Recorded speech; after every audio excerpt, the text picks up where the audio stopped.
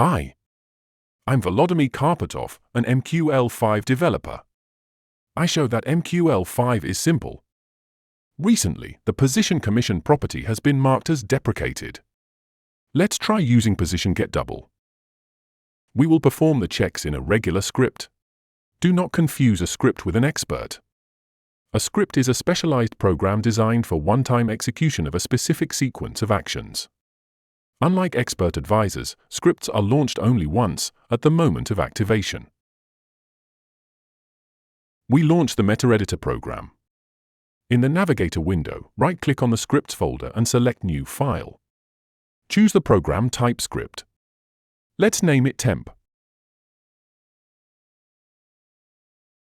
Don't forget to add one fake parameter. Great! We've created the body of the script, now let's start filling it in. We declare a variable com of type double. We use the system function PositionGetDouble and notice, in the drop-down list there is no position commission.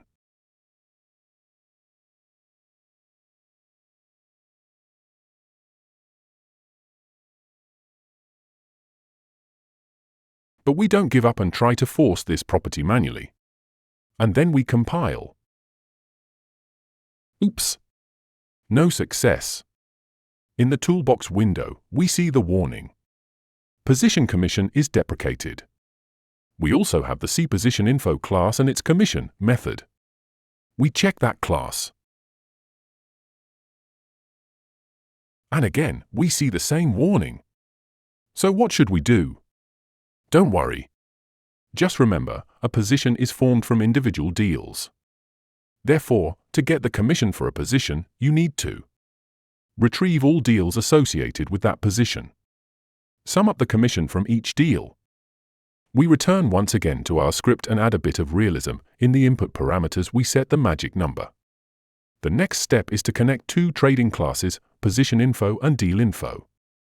PositionInfo will be responsible for retrieving information about positions, while DealInfo will handle retrieving information about deals. We need to iterate through all positions in a loop. We do this from positions total down to 0.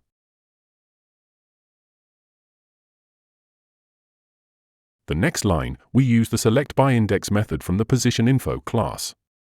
This method selects a position by its index. Now we can retrieve the position's properties. We get the position symbol and magic, and compare them with the current symbol and the input parameter magic number.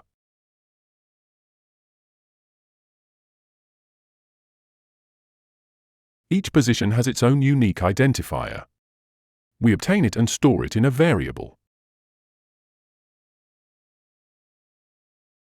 We declare a variable for the commission and come up with a name for the function that will calculate the commission for all deals included in the position.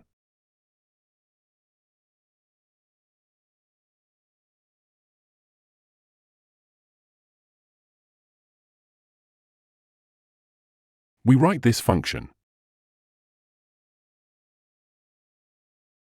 It takes the position identifier as a parameter.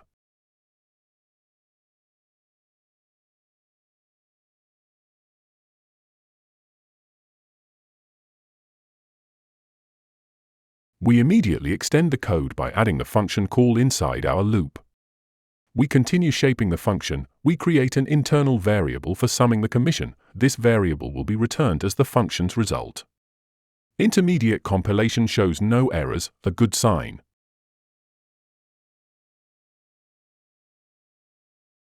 We use the system function HistorySelectByPosition. It generates a list of all orders and deals related to the position with the given identifier.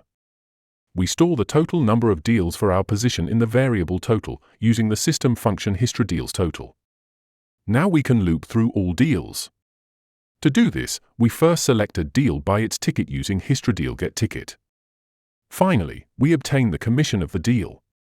We sum the obtained commissions into our variable.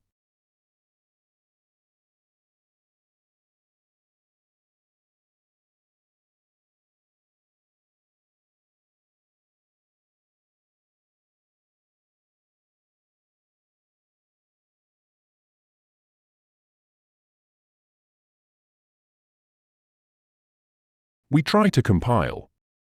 Oops, an error. I forgot to declare the variable ticket. We compile again. Now there are no errors. At the end of execution, the function returns the commission value for the deals related to our position. This approach can be used whenever you need to obtain commission data from the trading history. Thank you for being with me. Subscribe so you don't miss new lessons, and give a like to support the next cycle.